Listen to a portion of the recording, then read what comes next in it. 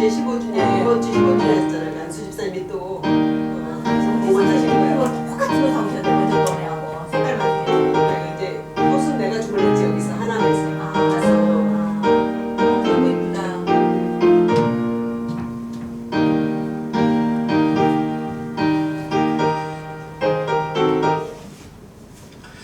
2월 19일 수요 기도회를 시작하겠습니다. 찬송가 327장입니다. 327장.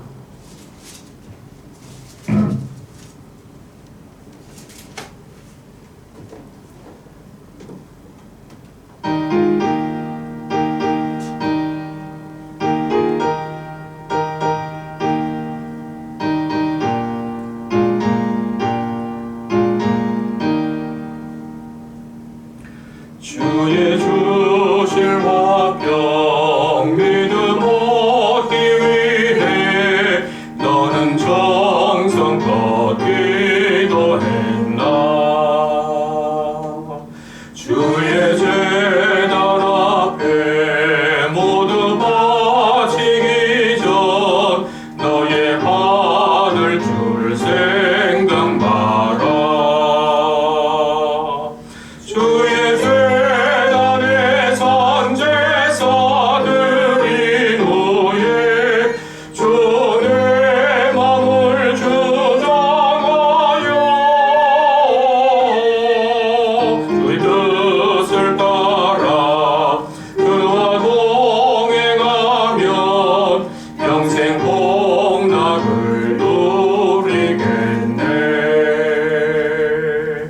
주의 밝은 빛에 항상 활동하며 선한 사업을 힘쓰겠나. 자유 얻으려면 주의 뜻을 따라 너의 모든 것 희생하라. 주의 재단에 선 제사들이 노예 주 내 맘을 주장하여 주의 뜻을 따라 그와 동행하면 영생 복락을 누리겠네. 주의 재단 앞에 모두 바친 후에 주와 온전히 사귀겠네. 주님 주신 기쁨 또한 그의 사랑 어찌 말로 다 형용하랴. 주의 재단에 선 제사들이 노예 주 내 맘을 주장하니 주의 뜻을 따라 그와 동행하면 영생 복락을 누리겠네. 기도하겠습니다. 하나님 아버지, 3일 동안도 우리의 삶에 주님이 눈동자처럼 동행하시고 지키시고 인도하셔서 이 시간 수요 기도회로 저희들이 함께 주님 앞에 나와 주님을 찬양하며 예배하게 하시니 감사합니다. 우리의 눈을 열어서 주의 말씀을 보게 하시고 우리의 입을 열어서 주님께 간절히 기도하는 거룩한 시간 되게 하여 주시옵소서. 예수님 이름으로 기도하옵나이다. 아멘. 하나님 말씀은 마가복음 6장 32절에서 44절입니다. 마가복음 6장 32절에서 44절인데요. 35절부터 읽도록 하겠습니다. 35절부터 44절까지 읽겠습니다. 35절 다 같이 읽습니다. 때가 저물어 가매 제자들이 예수께 나와 여짜오되 이것은 빈들이요 날도 저물어 가니 무리를 보내어 두루 촌과 마을로 가서 무엇을 사 먹게 하옵소서. 대답하여 이르시되 너희가 먹을 것을 주라 하시니 여짜오되 우리가 가서 200데나리온의 떡을 사다 먹이리이까. 이르시되 너희에게 떡 몇 개나 있는지 가서 보라 하시니 알아보고 이르되 떡 5개와 물고기 2마리가 있더이다 하오늘 제자들에게 명하사 그 모든 사람으로 때를 지어 푸른 잔디 위에 앉게 하시니 때로 100명씩 또는 50명씩 앉은지라.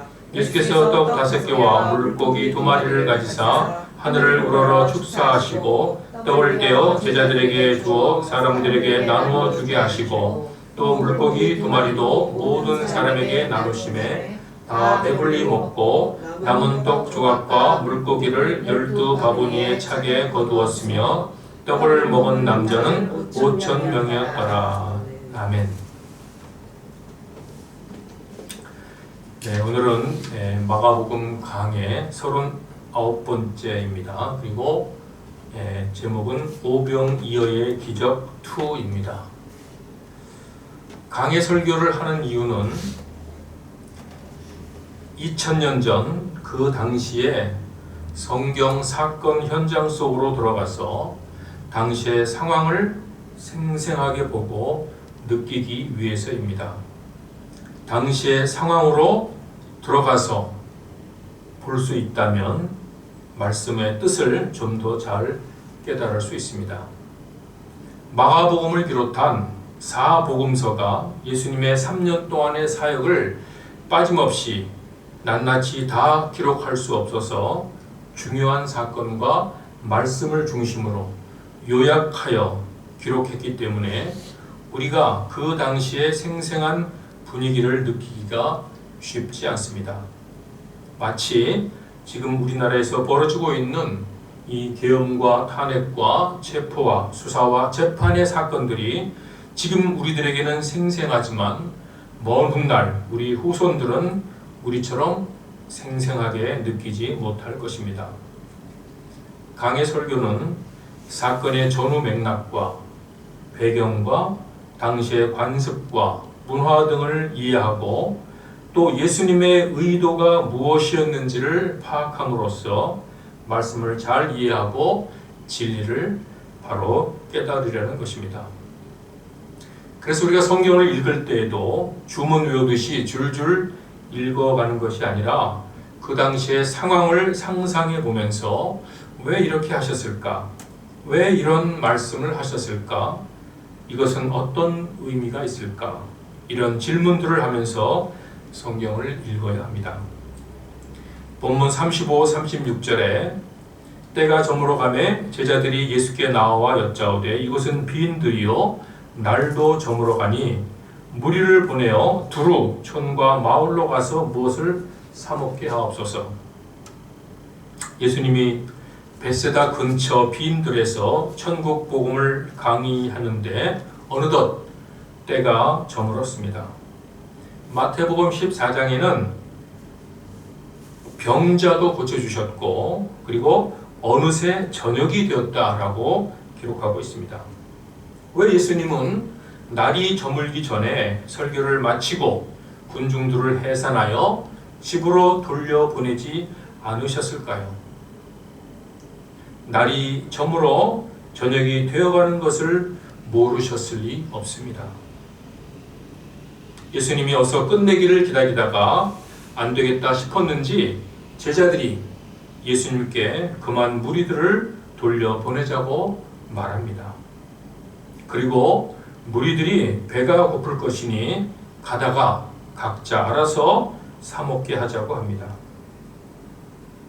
제자들이 그만 돌려보내자고만 말하지 않고 무리들이 배가 고플 것을 생각한 것입니다.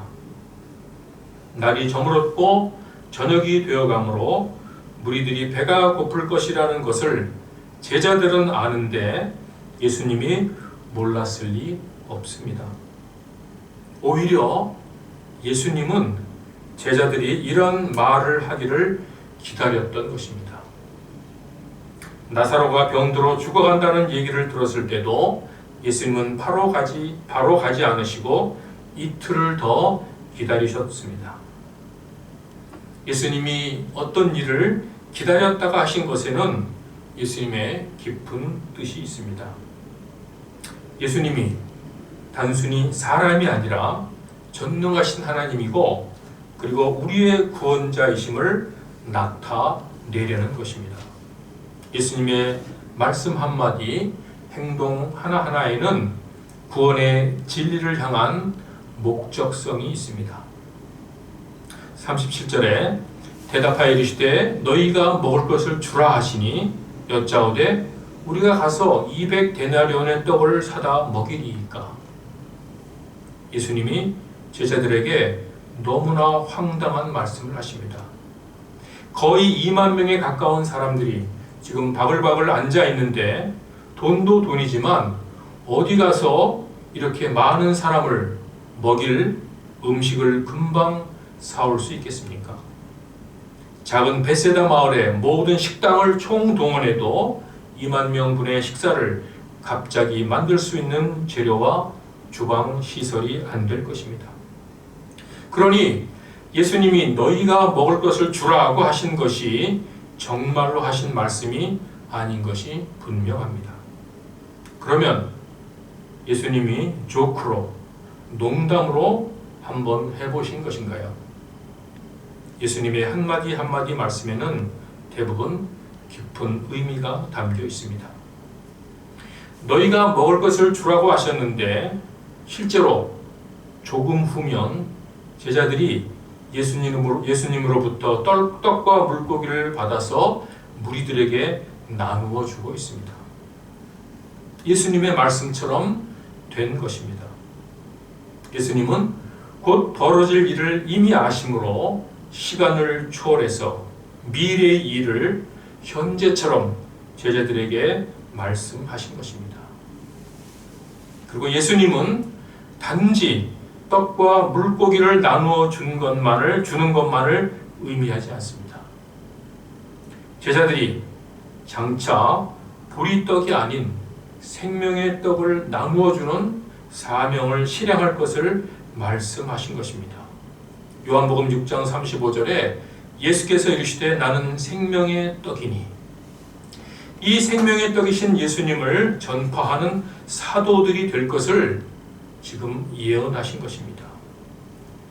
예수님이 부활하신 후에 제자들을 갈릴리 해변에서 만났을 때 베드로에게 이렇게 말씀하셨습니다. 요한복음 21장에 세 번째 이르시되 요한의 아들 시몬아 네가 나를 사랑하느냐 하시니 주께서 세 번째 네가 나를 사랑하느냐 하시므로 베드로가 근심하여 이르되 주님 모든 것을 아시오매 내가 주님을 사랑하는 줄을 주님께서 아시나이다. 예수께서 이르시되 내 양을 먹이라. 지금 예수님이 2만 명을 먹이는 일을 장차 베드로를 포함한 제자들이 할 것입니다. 지금은 떡과 물고기를 나누어 주지만 장차는 떡이신 예수 그리스도를 전해서 생명을 살리는 일을 해야 합니다. 예수님이 제자들을 훈련하면서 그들이 장차 해야 할 일이 무엇인지 가르쳐주는 말씀입니다. 너희가 먹을 것을 주어라. 이것은 또한 그렇게 될 것이라는 미래에 대한 예언의 말씀이고 실제로 제자들은 생명의 떡, 생명의 복음을 전하는 사도로 살다가 순교하였습니다. 38절을 보겠습니다. 이르시되 너희에게 떡 몇 개나 있는지 가서 보라 하시니 알아보고 이르되 떡 5개와 물고기 2마리가 있더이다 하거늘. 이번에는 예수님이 좀 더 현실적인 말씀을 하십니다. 무리 중에 혹시 떡을 가지고 온 사람이 있는가? 그리고 얼마나 되는지 알아보라고 말씀하십니다. 너희가 먹을 것을 주라고 하신 말씀보다는 현실적이지만 이 말씀 역시 여전히 비현실적입니다. 알아보면 어떻게 하시겠다는 건가요? 떡 몇 개가 있으면 그것으로 어떻게 하시겠다는 말씀인가요? 제자들은 여전히 황당하지만 순종을 하지 않을 수 없어서 여기저기 살펴보니 어린 꼬마가 도시락으로 싸온 보리떡 5개와 물고기 2마리를 발견하였습니다. 우리말 성경에 떡으로 번역되어 있지만 사실은 빵에 가깝습니다. 보리를 쪄서 뭉친 후에 기름에 튀긴 과자 같은 빵입니다. 5개나 싸왔지만 그 크기가 비스켓 정도의 작은 사이즈입니다. 또 물고기는 오늘날 육포처럼 생선을 염장하여 말린 것입니다. 한 어린아이가 엄마가 싸준 도시락을 제자들에게 내어주는 것입니다. 이 어린아이는 부모와 함께 오지 않고 혼자 온 것 같습니다. 비록 어린아이지만 대단한 아이입니다.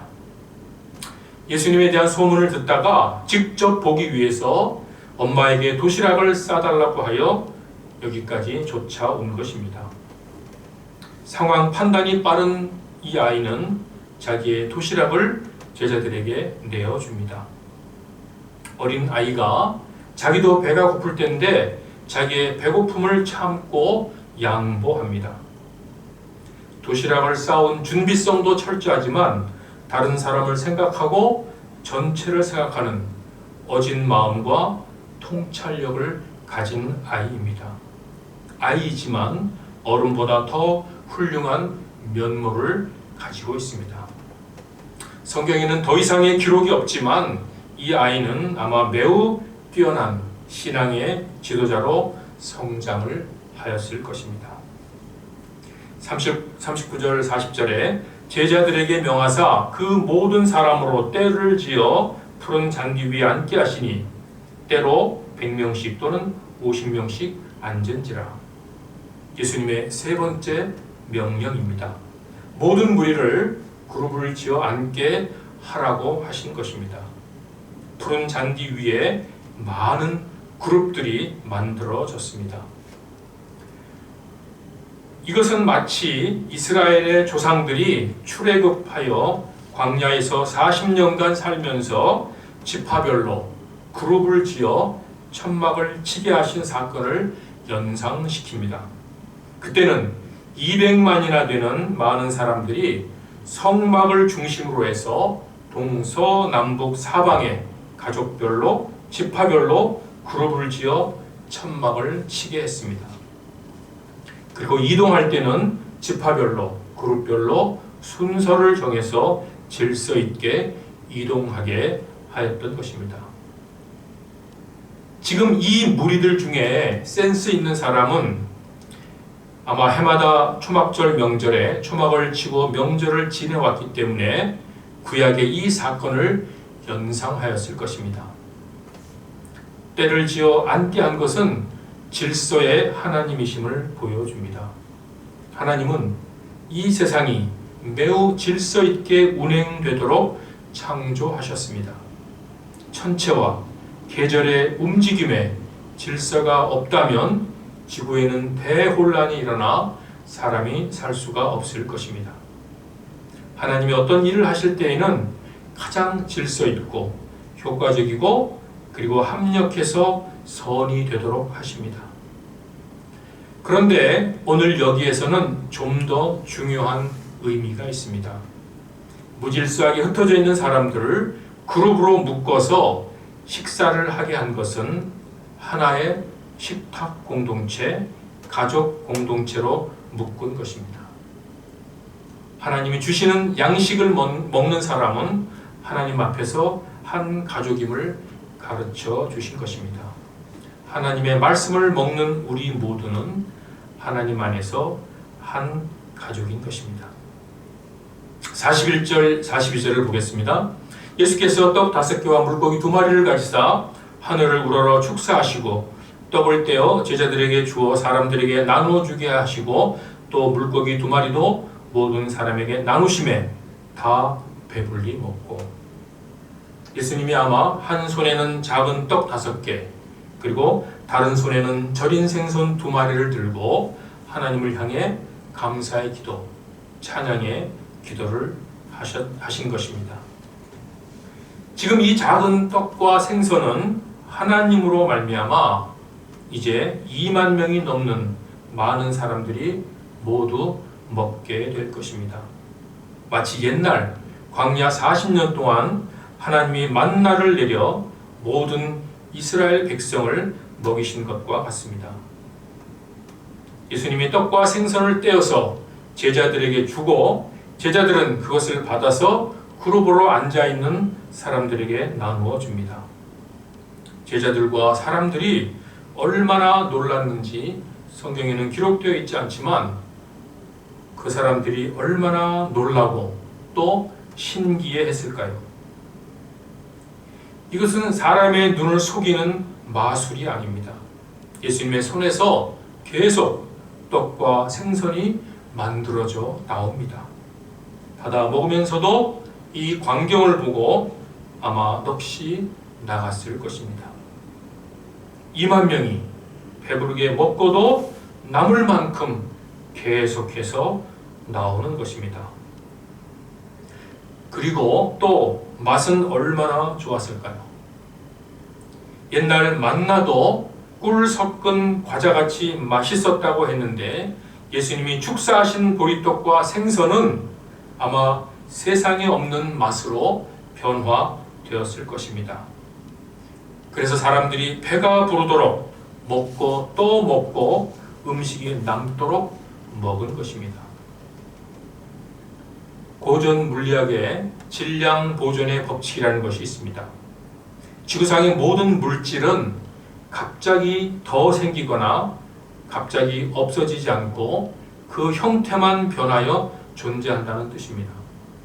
하나님이 태초에 만들어 놓은 물질의 총량이 물질의 형태가 바뀌기는 해도 양이 늘거나 줄지 않는다는 것입니다. 그런데 이 법칙이 깨어진 사건이 지구 역사상 3번 생기게 됩니다. 광야 40년 동안 만나가 지구 위에 물질 총량에 더해졌고 또 엘리야를 대접했던 사르밧 과부의 통의 가루와 기름의 병의 기름이 가뭄이 끝날 때까지 계속 생겨났습니다. 그리고 오늘 이 오병이어의 기적 사건입니다. 하나님 우리를 살리기 위해 우리에게 주시는 것은 이 세상에 기존에 있던 것이 아닙니다. 천국 복음이 세상에 없던 것이고 우리의 구원이 세상에는 없는 것입니다. 예수님을 통해 하나님이 주시는 것입니다. 요한복음 6장에 기록된 바 하늘에서 그들에게 떡을 주어 먹게 하였다함과 같이 우리 조상들은 광야에서 만나를 먹었나이다. 예수께서 이르시되 내가 진실로 진실로 너희에게 이르노니 모세가 너희에게 하늘로부터 떡을 준 것이 아니라 내 아버지께서 너희에게 하늘로부터 참 떡을 주시나니 하나님의 떡은 하늘에서 내려 세상에 생명을 주는 것이니라. 그들이 이르되 주여 이 떡을 항상 우리에게 주소서. 예수께서 이르시되 나는 생명의 떡이니 내게 오는 자는 결코 줄이지 아니할 터이요 나를 믿는 자는 영원히 목마르지 아니하리라. 예수님이 날이 저물어 모두가 배고플 때까지 계속 하셨던 것은 바로 이 복음의 진리를 생생하게 가르쳐 주시기 위함이었습니다. 제자들이 생각하는 것처럼 예수님이 가르치는 것에 정신이 빠져서 해가 저물어 가는 것도 몰랐던 것이 아닙니다. 요한복음 6장 48절에서 51절에 내가 곧 생명의 떡이니라 너희 조상들은 광야에서 만나를 먹었어도 죽었거니와 이는 하늘에서 내려오는 떡이니 사람으로 하여금 먹고 죽지 아니하게 하는 것이니라. 나는 하늘에서 내려온 살아있는 떡이니 사람이 이 떡을 먹으면 영생하리라. 내가 줄 떡은 곧 세상의 생명을 위한 내 살이니라 하시니라. 예수님을 먹으면 영생할 것이라고 예수님이 직접 가르쳐 주신 말씀입니다. 예수님을 먹는다는 것이 무슨 의미인가요? 예수님을 먹는다는 것은 예수님을 바로 믿는 것이고 예수님의 말씀, 예수님의 생각, 예수님의 뜻을 우리가 그대로 가지고 살아간다는 뜻입니다. 여러분과 저는 이유도 모른 채 너무나도 영광스럽게 예수님을 믿게 되었습니다. 하늘에서 내려온 살아있는 떡을 먹은 것입니다. 그런데 우리는 이 떡을 매일 먹어야 합니다. 매일 먹어서 우리의 몸이 체질 개선이 되어야 합니다. 하나님의 성품으로 우리의 체질이 바뀌어야 합니다. 이것이 영생을 죽은 후뿐만 아니라 이 땅에서부터 지금부터 누릴 수 있는 유일한 방법인 것입니다. 저와 여러분이 이 영생을 지금부터 영원히 누리시기를 간절히 축원합니다. 아멘. 이제 기도하는 시간을 갖도록 하겠습니다. 말씀을 다시 한번 생각하면서 우리가 생명의 떡인 예수님을 먹었습니다. 그러나 매일 먹어야 합니다. 매일 말씀을 묵상하고 그 말씀 안에 들어있는 하나님의 생각과 뜻을 깨닫고 그것을 우리의 삶에서 살아가는, 그래서 영생을 누리는 우리가 되기 위해서 기도하겠습니다. 두 번째는 우리의 나라와 우리 민족을 위해서 기도하겠습니다. 혼란스러운, 참으로 있어서는 일어나서는 안 될 그런 정국이 우리나라에 아직도 끝나지 않고 진행되고 있습니다. 이 나라에 정의와 공의가 바로 서게 하시고 이 나라가 진리, 거짓이 아닌, 거짓말이 아닌, 선동이 아닌 진리 위에 바로 서는 나라가 되게 하시고 이 나라를 정치하는, 이 나라를 맡아서 다스리는 위정자들이 참으로 양심과 또 정의에 바로 서서 이 나라를 잘 다스릴 수 있도록 위해서 기도하겠습니다. 또 우리나라의 이 정치 경색으로 인한 경제적인 상황도 매우 좋지 않습니다. 빨리 정치가 잘 안정되고 정상적인 정치가 되어서 경제도 또 문화도 사회도 외교도 국방도 다 안정화될 수 있도록 우리가 간절히 하나님이 직접 간섭해 주시고 해결해 달라고 기도하겠습니다. 그리고 교회를 위해서 우리 교회가 이제 창립 15주년이 되었는데 더욱 더 성장하는 장성한 분량에 이르는 교회가 되도록 늘 생명을 살리는 진리의 말씀이 선포되는 강단이 되도록 또 우리 성도들이 더 하나님과 깊이 교제하며 말씀으로 풍요로운 성도들이 되도록 또 하나님이 택한 백성들을 많이 보내주셔서 함께 하나님을 예배하고 섬기는 교회가 되도록 또 우리 성도들의 가정과 직장과 또 사업과 또 어린 자녀들의 학업에도 주님께서 함께 하시기를 우리의 자녀들이 믿음으로 잘 성장하도록 믿음을 더욱 굳게 하시고 저들에게 지혜를 명철을 주셔서 학업과 진하게 하나님의 뜻이 이루어지도록 기도하겠습니다. 또 육신의 통증과 질병으로 여전히 기도하는 우리 성도들 위해서 우리가 안타깝게 간절히 주님 앞에 기도해 주시기를 바랍니다. 그리고 이어서 마지막 개인 기도까지 하겠습니다. 하나님 아버지 감사합니다.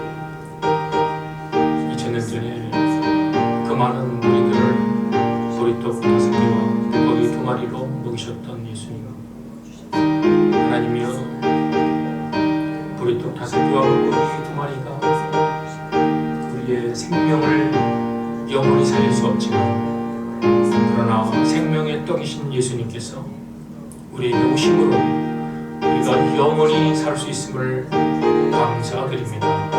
그 생명의 떡을 저에게 주셔서 먹게 하시고 그래서 우리가 주의 말씀으로 풍요롭게 하시고 날마다 주의 말씀을 먹음으로 말미암아 하나님이여 우리의 우리의 삶이 변화되고 우리의 인격이 변화되고 우리의 성품이 변화되고 우리가 하나님의 자녀로서 온전하게 됨을 믿사옵나이다. 하나님들 주의 말씀에 귀를 기울이게 하시고 제 뜻을 생각하게 하여 주시옵소서. 아버지 하나님이여 우리 나라를 긍휼히 여겨주시고 불쌍히 여겨주시옵소서. 하나님이여 거짓이 설 자리가 없게 하시고 거짓말이 통하지 않게 하시고 하나님이여 참과 진리만이 서는 나라가 되게 해주시옵소서. 하나님 이 나라의 이 아버지의 비상사태 계엄 정국이 하나님 아직도 진행 중에 있지만 하나님께서 모든 것이 합력해서 선이 되도록 하나님 해결해 주실 줄로 믿사옵나이다.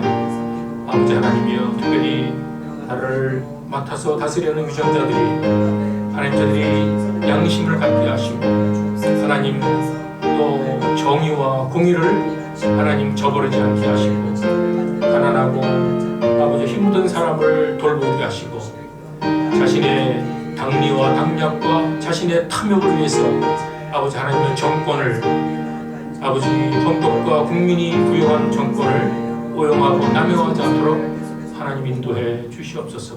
하나님 아버지여 이 한반도가 아버지여 속히 참으로 평화롭게 서로 교류하며 평화 통일의 길로 나아갈 수 있도록 주님 역사해 주시옵소서.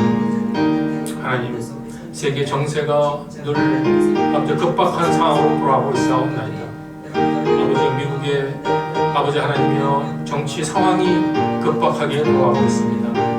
하나님 여기에 잘 아버지 하나님 대처하게 하시고 하나님 아버지여 우리나라가 다시금 안정을 되찾고 모든 국민이 모든 백성이 다 아버지여 공평하게 혜택을 누리며 잘 살아가게 하시고 특별히 하나님 물질이 풍요로워질수록 정신이 피폐해지며 아버지여 타락할 수밖에 없는데 하나님 우리나라의 정신 문화가 아버지 하나님 피폐하지 않게 하시고 특별히 교회가 아버지여 빛이 되게 하여 주시옵소서.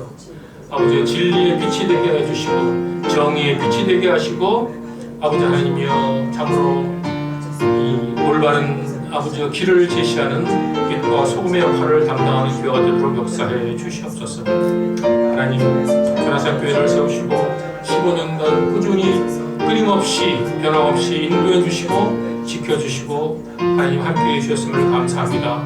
많은 성도들이 믿음이 자라고 신앙이 성장하고 아버지와 말씀을 더 깊이 깨닫는 저희들로 인도해 주셨음을 감사합니다.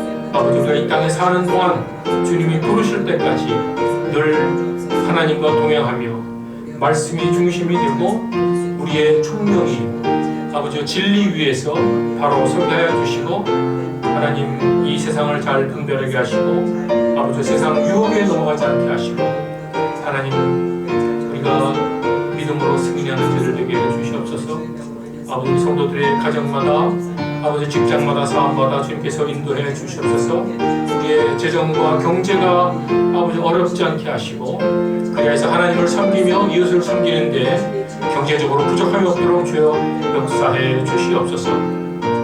하나님 아버지 특별히 우리 자라나는 자녀들 아버지여 믿음에서 떠나지 않게 하시고 믿음에 바로 서게 하여 주시옵소서. 하나님 아버지 저들에게 지혜와 명철을 주시옵소서. 학업에서도 아버지여 큰 성취가 있게 하여 주시옵소서. 아버지여 머리가 되고 아버지 본이 되게 하여 주시옵소서. 하나님 또 질병으로 아버지여 육체의 통증으로 아버지 시달리는 우리 성도들 주님 기억하여 주시옵소서. 아버지여 저들의 환부에 주님께서 이 시간 안수하여 주시옵소서. 아버지 치료의 광선을 쬐으시고 하나님 십자가의 보혈로 저 아버지 환부를 통증을 씻어 주시옵소서. 기적을 베풀어 주시옵소서. 하나님 감사드리옵나이다.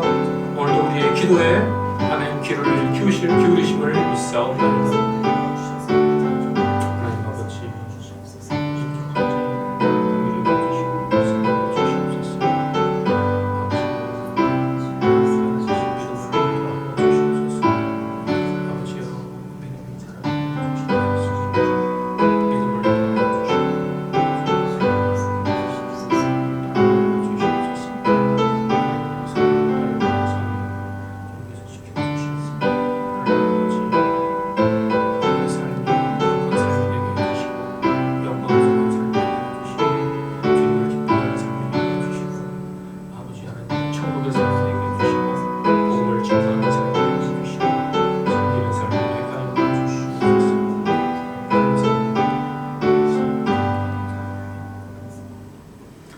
아버지 감사합니다. 이 수요 기도의 짧은 시간이지만 우리가 마음을 정성을 다해서 하나님 말씀을 묵상하고 나누며 그 말씀에서 하나님의 뜻을 찾고 또 하나님의 뜻에 맞게 기도하게 하시고 하나님을 더욱 신뢰하며 우리가 이 땅에 사는 것이 전부가 아니고 잠깐 살다가 주님이 부르시면 영원히 주님과 함께 살아갈 줄을 믿사옵나이다. 영생을 누릴 줄로 믿사옵나이다. 아버지, 이 땅에 살면서 영생을 잊지 않게 하여 주시옵소서. 주의 말씀으로 더욱 성장하고 거룩한 삶이 되게 해 주시옵소서. 감사드리며 예수님 이름으로 기도하옵나이다.